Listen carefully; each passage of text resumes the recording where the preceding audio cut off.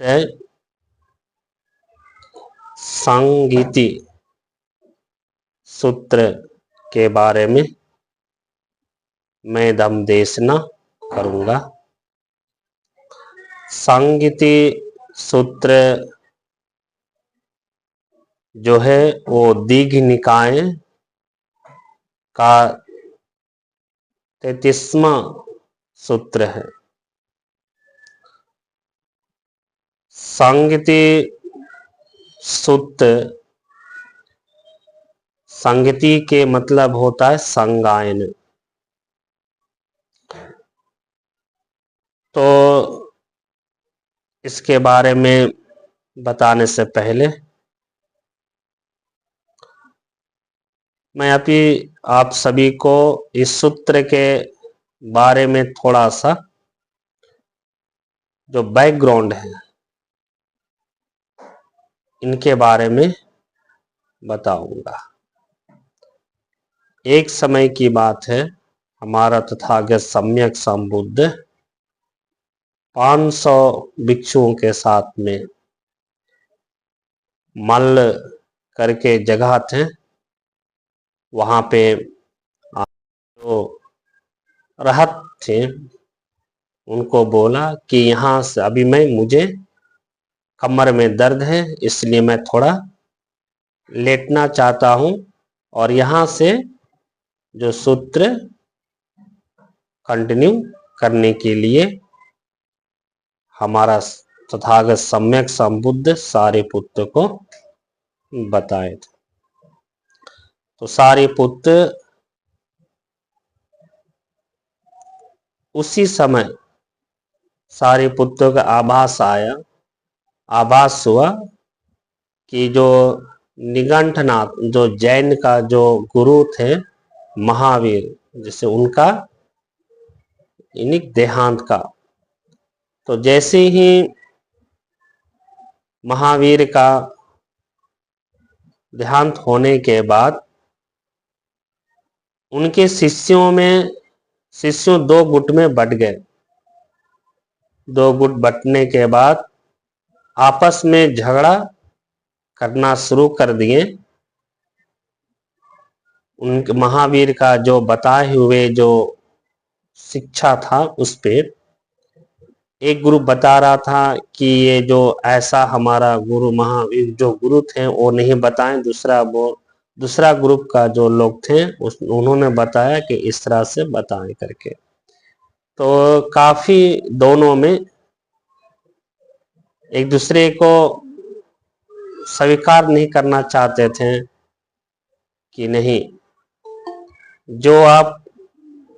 बोल रहे हैं वो हमारा जो गुरु थे वो ऐसा हम लोग को बताया नहीं करके। तो जब इसके बारे में सारिपुत्र को जब उनको मालूम हुआ, ज्ञात हुआ, तो हमारा सारिपुत्र ने उनका मन में एक विचार उत्पन्न हुआ कि हमारा तथागत सम्यक संबुद्ध जब महापरिनिर्वाण को प्राप्त करेंगे,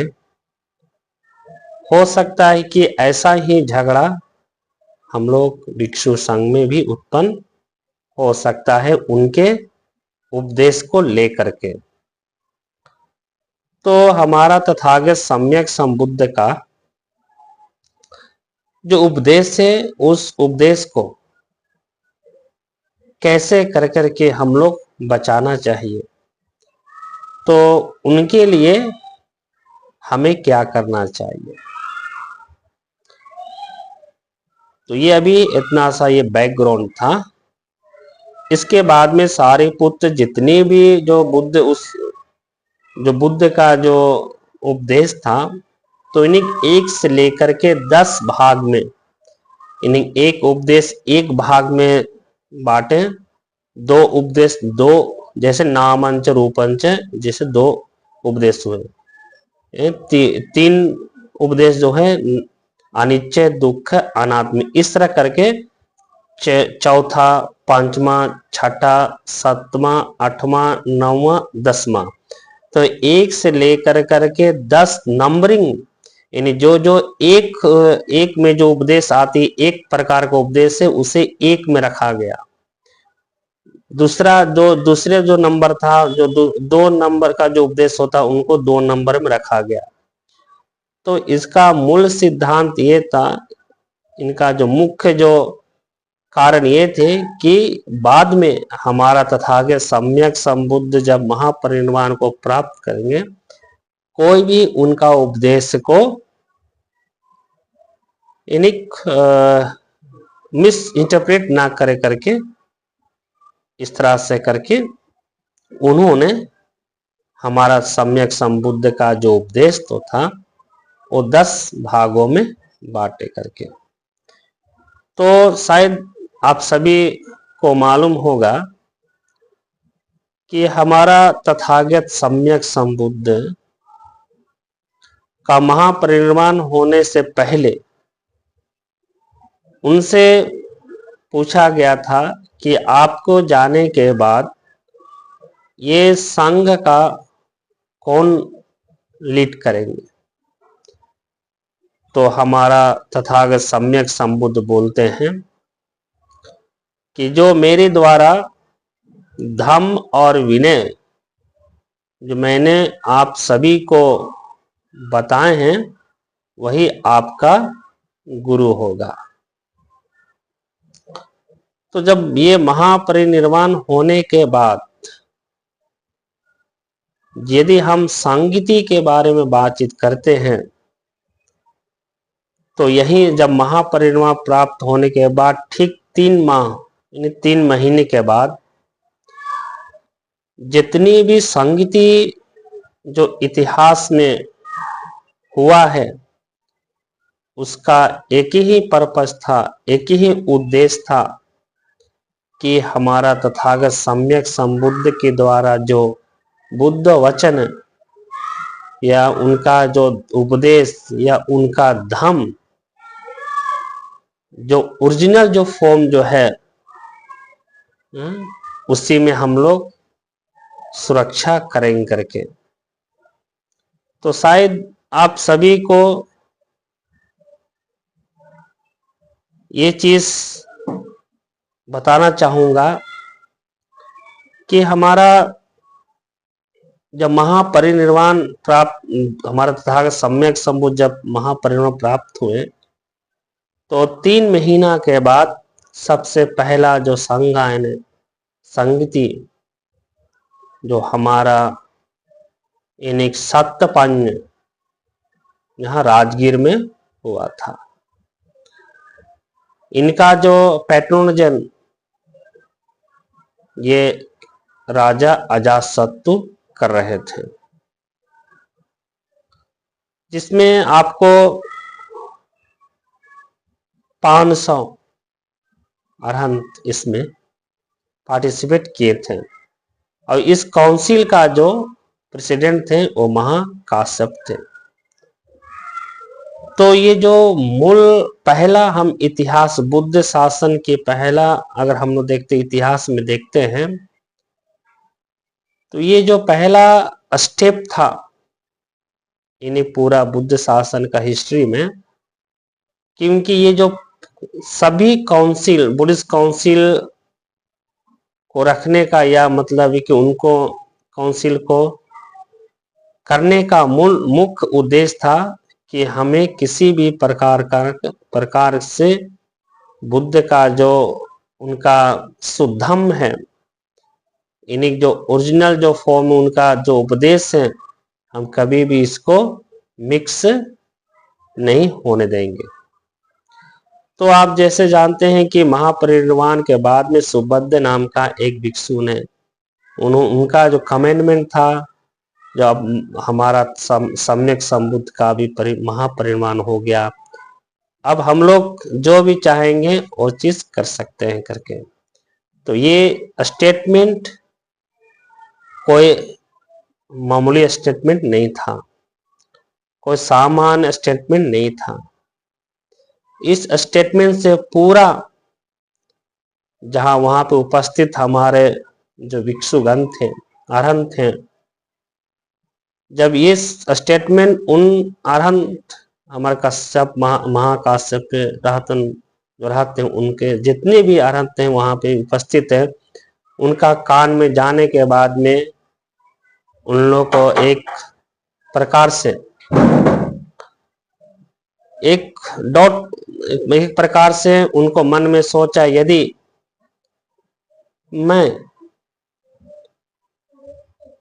हम लोग यदि बुद्ध का जो धम्म है, उपदेश है, यदि हम लोग उसके बारे में और हम रिसाइट नहीं करते हैं, उसके बारे में चर्चा नहीं करते हैं कि क्या क्या हमारा सम्यक संबुद्ध हम लोगों को धम्म उपदेश दिए, तो हो सकता आगे चल करके ये जो ओरिजिनल का जो हमारा जो मुख्य जो धम्म है वो खत्म हो सकता है। तो हमारा महाकाश्यप तुरंत एक्शन लिए कि नहीं, हम लोग को एक council in first Buddhist council का करना बहुत जरूरी है। तो उसमें आपका सिर्फ पहला काउंसिल में इन बहुत सारे चीजें जो है कि अभी प्रेजेंट में हम लोग को 3 पिटक है, सुत्त, विनय और अभिधम्म। पर उस समय जब बुद्धिस्ट काउंसिल के फर्स्ट बुद्धिस्ट काउंसिल के दौरान वहां पे जो अभिधम्म पिटक का कोई भी जिक्र नहीं किया गया था। तो अभी भी इस पे बहुत सारा बुद्धिस्ट स्कॉलर्स लोग हैं जो कहते हैं कि अभिधम्म का उस फर्स्ट बुद्धिस्ट काउंसिल में इसका कोई भी मेंशन जिक्र नहीं किया गया था, ये बाद में अभिधम्मा का लेटर डेवलपमेंट हुआ करके। पर मैं ये आप सभी को इस प्रवचन के माध्यम से मैं बताना चाहता हूं कि अभिधम्म जो सुत्त पिटक और जो था, तो सुत्त पिटक और कुछ नहीं, क्योंकि सुत्त पिटक ही उसमें ही अभिधम्म छुपा हुआ था। यानी कुछ कुछ ऐसे ऐसे सूत्र जो हमारा तथागत सम्यक संबुद्ध ने जो धम्म देशना दिए हैं, वे सामान्य सूत्र में से नहीं आता है। इन्हें उनको समझने के लिए हमें बहुत बारीक से पढ़ना पड़ता है और समझना पड़ता है इस सूत्र में क्या बोल रहा है। तो आपका जो बुद्धिस्ट काउंसिल शुरू होने के बाद जो आनंद था, उनको हम लोग ये बुद्ध शासन में धम्म भांडागारिक कहा गया था, क्योंकि इसका कारण यह था कि जितनी भी सूत्र का जो उपदेश जो दिए हैं, क्योंकि आनंद ने बुद्ध तथागत सम्यक संबुद्ध से उन्होंने एक अनुरोध किया था कि यदि आप कहीं भी किसी को यदि आप धम्म देशना देते हैं तो वो चीज आ करके हमें बताएं करके। तो इसलिए आनंद को उस काउंसिल में का मुख्य जो है, उन्होंने एवं में सुतांग एक अंग समयांग करके शुरू करते थे, ऐसा मेरा द्वारा सुना गया करके। तो जितने भी सूत्र बुद्ध के द्वारा जो उपदेश दिए गए थे, तो आनंद फर्स्ट बुद्धिस्ट काउंसिल में वो चीज को रिमाइंड करते हैं। और जो भिक्खु अरहंत उपालित हैं, वे विनय के बारे में इन्हीं रिसाइट करते हैं और विनय के बारे पूरा विनय के बारे में उन्हें उपाली जो अरहत थे विनय के बारे में बताएं। तो सबसे पहला जो संगति जो हुआ, तो ये हमारा इन्हीं बुद्ध का जस्ट 3 महीने महापरिनिर्वाण 3 महीना के बाद, तो इसके बाद धम्म और विनय का सिर्फ पहला संगति में जिक्र किया गया है, बल्कि अभी अभिधम्मा का जिक्र नहीं किया गया। और दूसरा संगति अगर हम लोग देखते हैं, दूसरा संगति आपको वैशाली में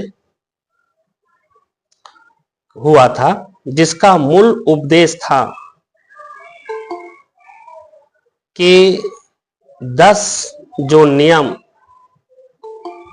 ऐसा था जो वज्जी लोग जो बंती जी लोग होते चाहते थे कि 10 नियम को बदला जाए करके, पर कुछ भिक्षु लोग इनसे सहमत नहीं हुए, क्योंकि उन्होंने बताएं कि ये जो नियम जो है वो विनय के विरुद्ध है, तो हम लोग इस चीज को परमिशन नहीं दे सकते हैं। तो उस समय जो जो सेकंड जो संगति हुआ था वो काला शोक के समय में हुआ था, और आपका उनका जो ठीक सेकंड बुद्धिस्ट काउंसिल का जो समय था 100 साल बाद ये जो दूसरा संगति किया गया था। तो इसमें वो जो 10 जो नियम जो विनय के खिलाफ था, तो उसको तो इस पे डिस्प्यूट हुआ पर मानने को तैयार नहीं हुआ। तो पहला इतिहास बुद्ध शासन का इतिहास में जो था कि जो एक संघ जो था वो 2 डिवाइड में बट गया। एक का बोलते हैं अस्थिरवादीन और दूसरा बोलते हैं महासांगिक करके। तो इन्हीं पहला डिवीजन इन्हीं हम लोग को बुद्ध तथागत सम्यक संबुद्ध के महापरिनिर्वाण के ठीक 100 साल बाद इन पहला एक संघ के भिक्खु संघ, एक संघ के नाम से जाने वाले अभी 100 साल के बाद 2 नाम से जाना शुरू हो गया। एक अस्थिरवाद और दूसरा महासांग, जो अभी हम लोग बोलते हैं कि थेरवाद और महायान। तो ये जो सेकंड बुद्धिस्ट काउंसिल, तो पहला जो इतिहास था, इसके बाद में आपको जब ये दो ग्रुप में महासंघ को डिवीजन हो गया। यहां से हम लोग शुरुआत होता है जो संघ का जो मतलब कि ऐसे से करते करते आपको एक ही संघ 18 भागों में बढ़ जाता है, तो इस समय के अनुसार। इसके बाद में आपको थर्ड बुद्धिस्ट काउंसिल, तो जैसे आप लोग जानते हैं कि उस समय इन्हीं बौद्ध भिक्षुओं का इतना सुविधा दिया जाता था कि कोई भी लोग, आम लोग भी सोचता था यदि हम भिक्षु बन जाने के बाद में हमें हर चीज का सुविधा मिलेगा। अपने लालच में आ करके भिक्षु बन जाते थे, पर उन्होंने कभी भी धर्म के बारे में न पढ़ता था न धर्म को अनुसरण भी करते थे। तो ठीक थर्ड बुद्धिस्ट काउंसिल आते आते इन्हीं मतलब इतना भिक्षुओं का जनसंख्या बढ़ गया कि उन लोग विनय के अनुसार, उन लोग का मेन पर्पस था उन लोग का कि किसी प्रकार से हमें अच्छा जीवन जीना है।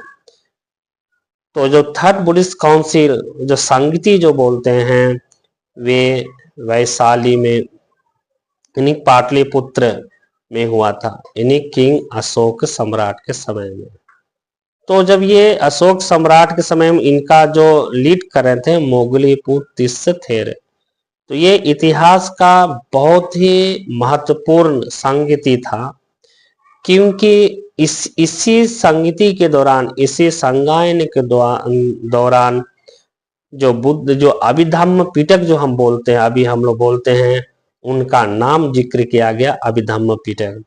तो इन्हीं कथावत्थु जो मोगलीपुत्र स्थिर थे, जो हम लोग ये आरंभ महिंद का जो गुरु हुए वो मोगलीपुत्र थे। तो इस थर्ड बुद्धिस्ट काउंसिल के दौरान, संगति के दौरान, इन्हीं जितनी भी बोगस मतलब तो नकली जो भिक्षु थे, उनको सभी को बुला करके जब धम्म के बारे में पूछना शुरू किया कि धम्म क्या होता है, तो जो बता पाया उनको एक तरफ में रखा गया, और जो बता नहीं पाया, जो धम्म को नहीं बताया, उनको वहीं पे उनका चीवर को उतार करके उनको हटा दिया गया करके। और ये थर्ड बुद्धिस्ट काउंसिल का जो ये एक देन है, एक मतलब कि पूरा इतिहास में, बुद्ध शासन के इतिहास में है, ये वही थर्ड बुद्धिस्ट काउंसिल है। तीसरी संगति जो है कि जो हमारा अशोक सम्राट को मोगलीपुत्र स्थिर ने उनको आदेश दिया कि जो धम्म जो है 9 देशों में ये धम्म को ले जाना है करके है। तो यदि थर्ड बुद्धिस्ट काउंसिल में दो तरह के या 3 तरह का हम देख सकते हैं। सबसे पहला है कि भिक्षु जीवन का जो मतलब अत्याचार बढ़ा हुआ था, इन्हीं नकली जो बंदी जी लोग आकर करके ये बुद्ध शासन घुसे हुए थे, जो कभी भी ये धम्म के बारे में नहीं पढ़ा, ना विनय के अनुसार उन लोग ये फॉलो करता था, तो उन लोग का निष्कासित किया जाना एक था। इसके बाद में जो पहली बार जो है जो धम्म का जो यहाँ भी आपको अगर हम अभिधम्म पिटक के बारे में अगर जानते हैं, अगर हम लोग अभिधम्म पिटक के बारे में अगर हम लोग पढ़ते हैं, तो इसमें जितनी भी मतलब कि जो धम्म जो है वो माइंड से रिलेटेड है करके, चित्त, चैतसिक, रूप, निब्बान, ये 4 है।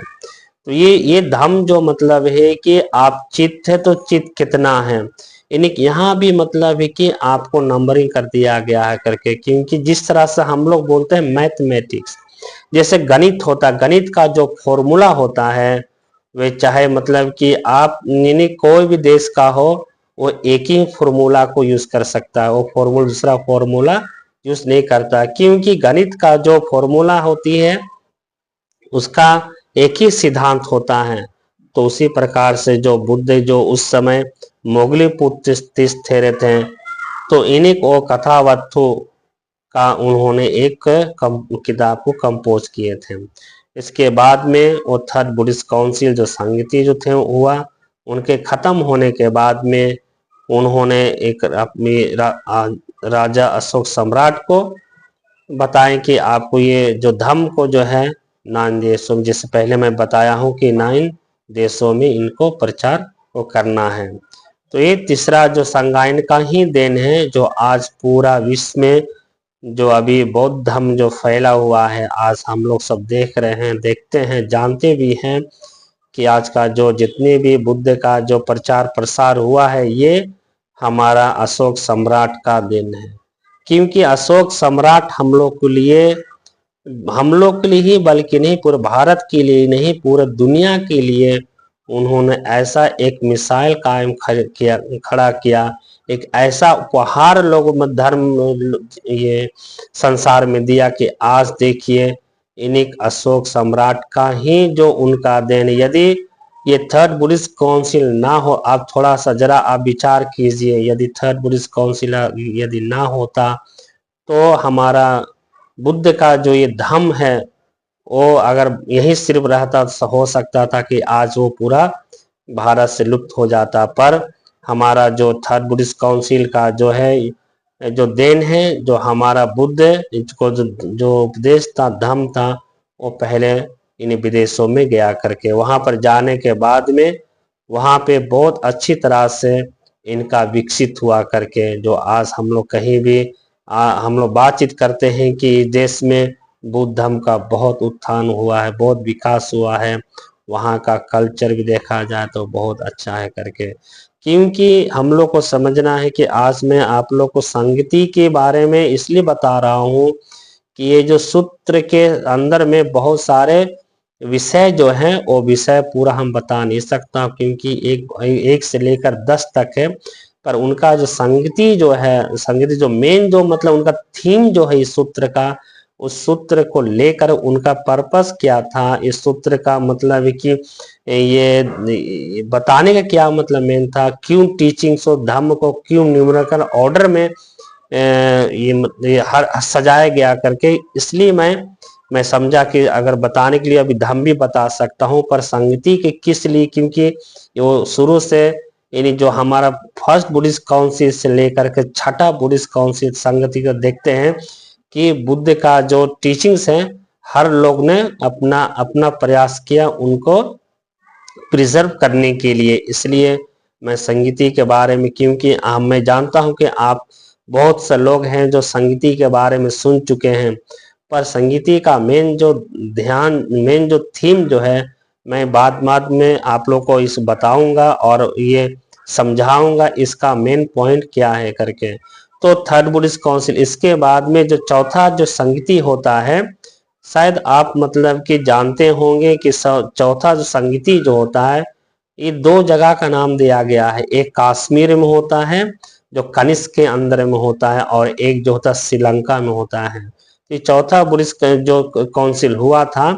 तो इन्हीं सबसे पहले अगर हमने देखा जाए कि हमारा धम्म जो बुद्ध का जो धम्म है किसी लिखा नहीं गया था। इन्हीं पहले ट्रेडिशन क्या होता था कि लोगों धम्म का जो उनका अभ्यास करता था वो ओरली अभ्यास किया जाता था, इन्हीं मौखिक, यानी जितने भी हमारा तथागत सम्यक संबुद्ध जो धम्म देशना देते थे सभी भिक्षु लोग इनका मौखिक रूप से उनको कंठस्थ याद करते थे और प्रैक्टिस करते थे। तो इन्हीं जब फोर्थ बुद्धिस्ट काउंसिल में देखा जाए तो पहला बार हिस्ट्री में इतिहास में जो है कि हमारा बुद्ध वचन का जो है, जो बुद्ध वचन हो वो एक पत्ता पे ओलल लिप्स पे लिखा गया, और श्रीलंका में इसका इन्हीं लिखा गया। आपको शायद कभी श्रीलंका गए होंगे या तो उस जगह का नाम है अलू विहार करके,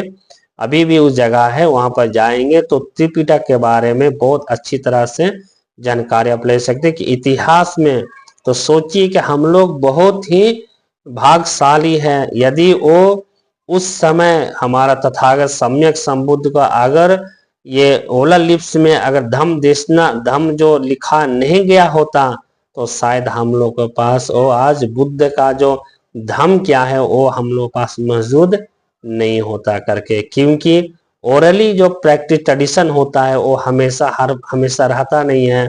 क्योंकि कभी कभी आप जानते हैं जब third Buddhist council fourth Buddhist council आते आते इन्हीं भारत में इन्हीं बुद्धिज्म का जो आपका जो उन लोग वर्चस्व था धीरे धीरे उनका खत्म होते गया, और जो भिक्षु जो लोग थे उन्होंने मतलब है कि आपको अपना देश से दूसरे देश पलायन कर गया, क्योंकि यहाँ पर उन लोगों को सही मदद ना मिलने के कारण तो क्या था कि ये धर्म को किस तरह से जीवित रहे, अगर भिक्षु ही जीवित नहीं रहेगा तो धर्म को कैसे जीवित रह सकता है। तो क्योंकि ये चीज को मतलब कि हमारा श्रीलंका जो कहता है वहाँ के लोग समझें नहीं कि हम लोग, और वहाँ का भी ऐसा सिचुएशन आया था कि भिक्षुओं का मतलब कि जीवन बहुत दुर्भिक्ष हो गया था, इन्हें भोजन भी मिलना बहुत मुश्किल हो गया था। ऐसा ऐसा एक समय ऐसा उन लोगों को ये जो फेस किया, और जो उन लोगों ने अपना ये समय को तो देखते के साथ में उन लोग समझ चुका था कि यदि हम लोग ये धम्म को अगर हम लोग नहीं लिखेंगे तो हो सकता है कि ये धम्म पूरा लुप्त हो जाएगा। तो इन्हीं आज दुनिया में जितने भी धम्म अभी हमारा बौद्ध धम्म सर्वाइव है, तो आप सभी को ये भी मालूम होना चाहिए कि ये श्रीलंका के जो भंतीजे लोग हैं उन लोगों का बहुत बड़ा योगदान है। अगर उन्होंने अगर नहीं लिखा होता तो शायद आज ना बर्मा में ये बुद्धिज्म होता, न थाईलैंड में, इन कहीं भी चीजों नहीं हो सकता था। इसलिए ये चीज बहुत बड़ा हम लोग का एक इतिहास में जो अभी श्रीलंका, और जो श्रीलंका आज का ही बात नहीं है, क्योंकि श्रीलंका और भारत का जो संबंध जो है अभी आज के नहीं, जब देवानंद 35 से और जो ये राजा अशोक सम्राट के समय में उन लोगों में बहुत अच्छा मित्रता था। और इस धर्म के प्रति इन्हीं सोचिए अपना 9 देशों में जब उन्होंने धम्म दूत भेजे पर अपना बेटा को श्रीलंका भेजे, इसको भी सोचने की बात है। आखिरकार ये अरहंत महिंद को श्रीलंका ही क्यों भेजे, दूसरा देश में क्यों नहीं भेजे, इसका पीछे बहुत बड़ा कारण था। क्योंकि हमारा जो ये डिप्लोमेटिक भारत और श्रीलंका का जो था उस समय से इन राजाओं से चलता आ रहा था। इन्हीं तो ये भी जानता था, क्योंकि महापरिनिर्वाण सूत्र में हमारा था समय बोलता हमारा जो धम्म जो है वो श्रीलंका में ही स्थित होगा करके। तो इसका मुख्य कारण है ये सिर्फ धम्म ही बल्कि नहीं, देखिए इसके बाद में जब वहां अनुला देवी एक जो रानी थी वे प्रवज्जा होने के लिए जब इच्छा जाहिर की तो उन्होंने अरहंत महिंद ने राजा को बोले कि संघमित्रा को ये बुलाना पड़ेगा, क्योंकि भिक्षु जो है भिक्षुनी को प्रवज्जा नहीं कर सकता है। तो इसलिए उन्होंने सिर्फ संघमित्र ही बल्कि नहीं बल्कि बोधि वृक्ष भी साथ में ले गया, ऐसा भेंट दिया। आज भी मतलब कि दुनिया में एक ऐसा ही पेड़ है, वही एक पेड़ है जिसके साथ में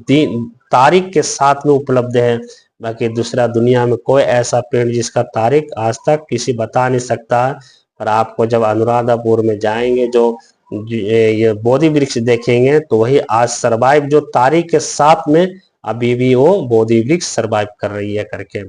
तो ये आप जान सकते हैं कि श्रीलंका का भी बहुत बड़ा योगदान रहा है ये बौद्ध धर्म को आगे बढ़ाने के लिए। और आज से ही नहीं, पूरा इतिहास में देखा जाए, इन्हें उनका दो एक किताब है, महावंश और दीपवंश। और महावंश अगर पढ़ेंगे तो उसका जितने भी श्रीलंका का जो इतिहास जो है, और दीपवंश का जो जितने भी है इतिहास के बारे में बताता है, भारत के साथ संबंध में कैसा था,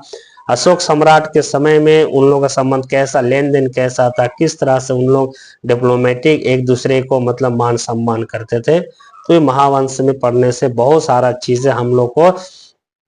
इन्हीं मतलब भारत का इतिहास ही नहीं, ये धर्म ही नहीं पर पूरा भारत का इतिहास भी उस महावंश में भी जिक्र किया गया है करके। तो ये जो चौथा ये संगीति था, तो ये जितनी भी संगीति ये हो रही है, सबका मेन पर्पस था कि बुद्ध का ये जो वचन जो है, उनका बुद्ध का जो धम्म है, उनको हमेशा सुरक्षित रखा जाए। इसके बाद में चौथा आप आते हैं तो पंचमा में। पंचमा जैसा आप सभी को मालूम है कि पंचमा जो संगीति हुआ था बर्मा में हुआ था, मंडले जिसे बोलते हैं, वहां पर एक जगह मंडले यानी यांगून से कुछ दूर में, बहुत दूर में है, वहां पे ये संगायन हुआ था, संगीति हुई थी। तो इस संगीति का मेन पर्पस था कि हम लोग को बुद्ध धर्म को ही यानी जो वो जितनी भी टीचिंग जो था परंपरा से, जो traditionally tradition from generation to generation, इन्हीं मतलब परंपरा से परंपरा जो आ रहा था। इसके बाद फिर छठा जो संगायना भी हुआ था, संगीति हुई थी, वो आपको भी बर्मा में ही हुआ था 1954 को शायद, ये मतलब कि छठा संगीति हुई थी। तो वहाँ पे मतलब कि बहुत सारा बंती जी लोग उस पर 2000 2500 से ज्यादा बंती जी लोग मतलब इसमें शामिल हुए थे। तो इनका भी मेन पर्पस था। तो आज सभी हम लोग को इतिहास में देखते हैं तो 6 बुद्धिस्ट काउंसिल हो चुका है। आपको इस शुरू से जब महापरिनिर्वाण जो बुद्ध का जो प्राप्ति जो हुआ था, आपको उस समय 3 महीना जो शुरू संगीति हुई थी, आज जो छठा संगीति 1954 में ये बर्मा जहाँ यांगून जो बोलते हैं। तो अब यहाँ पर सवाल ये रहा कि हम लोग संगीति इन्हीं मतलब कि बुद्ध जो वचन जो है, तो आप समझ सकते हैं कि बुद्ध वचन को इसे सुरक्षित रखने के लिए, इन्हें सुरक्षित को हमें आज ही सिर्फ नहीं, क्योंकि हमारा तथागत सम्यक संबुद्ध के समय में ही शुरुआत हो गई थी। बहुत सारे ऐसा चीजें जो थे कि इन बुद्ध समय में उन लोग हमेशा कुछ ना कुछ, जैसे कौसंबी का आप देखे होंगे, कौसंबी का जो 2 गुट थे भंती जी लोग का, वो एक थे क्या धम्मधर और एक थे विनयधर। तो धम्मधर और विनयधर में दोनों में एक बार झगड़ा हो गया। वो बोलते थे कि विनय श्रेष्ठ है और एक बोलते धम्म श्रेष्ठ है। यदि हम ऐसा देखते हैं तो हमें ये आभास होती है कि हमें बुद्ध के समय के बाद ही नहीं, बल्कि हमारा तथागत सम्यक संबुद्ध जब जीवित है उस समय भी बहुत ऐसा घटनाएं जो हुआ जो उनका मतलब कि ये संकेत देता था कि ये महापरिनिर्वाण के बाद में इसका जरूर इसका बहुत बड़ा ये जो धर्म का जो बदलाव वो देखने को मिलेगा। तो आज हम लोग सभी ये कृतज्ञ हैं जो हमारा ये बुद्ध शासन को बचाने के लिए। तो हमें ये चीज है, बुद्ध हमेशा इन्हीं हम लोग को बताया गया तथा सम्यक संबुद्ध ने हम लोग को बताएंगे जो धम्म, आज हम लोग का जो धम्म है, इतना बड़ा चीज हम लोग को धम्म जो हमारा बुद्ध ने दिया है, पर हम लोग को धम्म पहले हमारा भारत लोगों को दिया था। आज जो धम्म जो हम लोग के पास में है, तो धम्म को हम इतना बड़ा चीज हम लोग पास रहते भर भी कभी कभी हम लोग को लगता है कि हम लोग के पास कुछ भी नहीं है। यदि मैं क्योंकि धम्म के बात में अगर बात करता हूं तो इन्हीं की ये चीज ऐसा चीज जो है, शायद मतलब है कि दुनिया में कुछ ये चीज हो ही नहीं सकता जो हम लोग पास में है, फिर भी हम लोग हमेशा खाली रहते हैं। आज देखिए, क्योंकि धम्म का सिर्फ वो किताब में कन्फाइन करने का आवश्यकता नहीं है, धर्म का सिर्फ सुनने का नहीं है, धम्म को आज हम लोग को सभी को जरूरत है। जो हमारा तथागत सम्यक संबुद्ध ने इन्हीं 45 साल तक, सोचिए, उन्होंने अपना घर को त्याग दिया, किसके लिए? लोगों को जनहित कल्याण के लिए। यदि हम बुद्ध के तथागत सम्यक संबुद्ध के बारे में अगर हम लोग देखते हैं, क्योंकि कभी कभी हमारा तथागत सम्यक संबुद्ध सिद्धार्थ गौतम के पास कुछ ऐसा चीज नहीं था, उनके पास वो क्या खाने का भी ऐसा नहीं था, वो तो राजा का तो कुछ भी कर सकते थे, फिर भी उन्होंने हम अपना यानी धर्म के लिए, यानी जो ये दुख है, दुख का कारण है, दुख का निवारण का मार्ग है, उनको ये खोजने के लिए। क्योंकि आप जब मध्यम निकाय में एक सूत्र है, उस सूत्र का नाम है आर्य पर्येषण सूत्र। आर्य पर्येषण सूत्र हम लोग को ये चीज समझाता है कि बुद्ध ये आर्य चीज को खोजने के लिए, सोचिए, 6 साल तक किस तरह से मतलब उन्होंने ध्यान लगाया। तो ये जब खोजने के बाद में जब उन्होंने जब ये धम्म को अपने आप में समझा, ये जो चतुरार्य 4 आर्य से बोलते हैं, उनको जब अपने आप से इनके पता चला, इसके बाद में क्या है कि उन्होंने लोगों को, कि जब हमारा तथागत सम्यक संबुद्ध ने सारनाथ में जब ये पहला अपना पंचवज्ञी को जब धम्म देशना दिए थे, तो हमारा बुद्ध ने वहां पर एक चीज बहुत सुंदर सी बात बोली थे। क्योंकि हम लोग को समझना चाहिए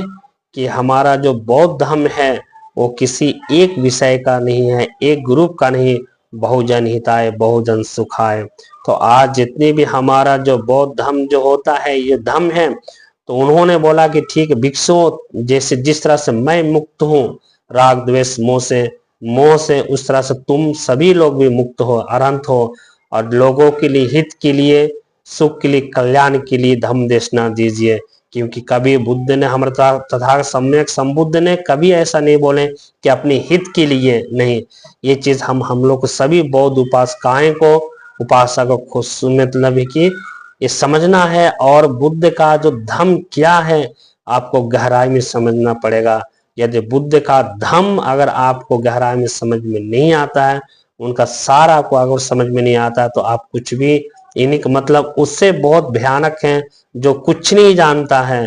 इसलिए धम्म को अगर जानना है तो डीपली के साथ में जानना बहुत जरूरी है। क्योंकि अगर जो कुछ नहीं जानता व्यक्ति, वो तो हमेशा चुप ही रहता है। पर अगर कुछ जानने के बाद में हम लोग समझते नहीं यही धम्म है, तो ऐसा नहीं। क्योंकि धम्म का इतना गहरा है, जितना जैसे जैसे आप पानी में, कोई समुद्र में जब जाता है तो उसी पर धीरे धीरे समुद्र के नीचे में तहाने जाता है, उसी तरह से समुद्र के बारे में पता होना शुरू हो जाता है। ठीक उसी प्रकार से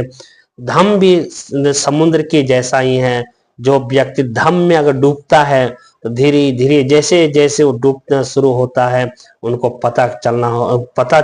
चलना शुरू हो जाता है कि हाँ ये धम्म क्या है करके। इसलिए धम्म को थोड़ा सा पढ़ करके या धम्म को थोड़ा सा सुन करके किसी से हम लोग को मतलब ऐसा पकड़ नहीं लेना चाहिए कि नहीं यही धम्म है। क्योंकि धम्म का किनारा ऐसा जब ही खत्म हुआ जब आदमी पूरा राग द्वेष मोह से जब मुक्त हो जाता है, तो उसका अंतिम लास्ट वही परिसर। जब तक हम लोग वहां तक नहीं पहुंचते हैं,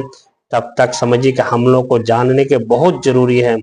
हम लोग को पढ़ने के लिए जरूरी है। तो हमारा जो धम्म जो है, हमारा बुद्ध था सम्यक संबुद्ध ने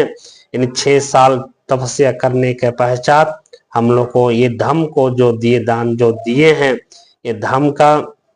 जो चीजें जो भिक्षुओं को जो बताए हैं, इन्हें हमेशा इन्हें किसी भी प्रकार के हम भिक्षुओं को हमेशा ही बताएं कि जो धम्म का जो रिलायंस है वो अनुभव कर करके और दूसरे को कल्याण के लिए, हित के लिए हमेशा है। तो जो हम लोग देखते हैं कि हमारा था सम्यक संबुद्ध उस समय भी धम्म का जो अभी जो संगति का जो बता रहे थे, जो संगति सूत्र का जो मेन जो थीम है, जो मेरा टॉपिक विषय है, कि वो था कि बुद्ध का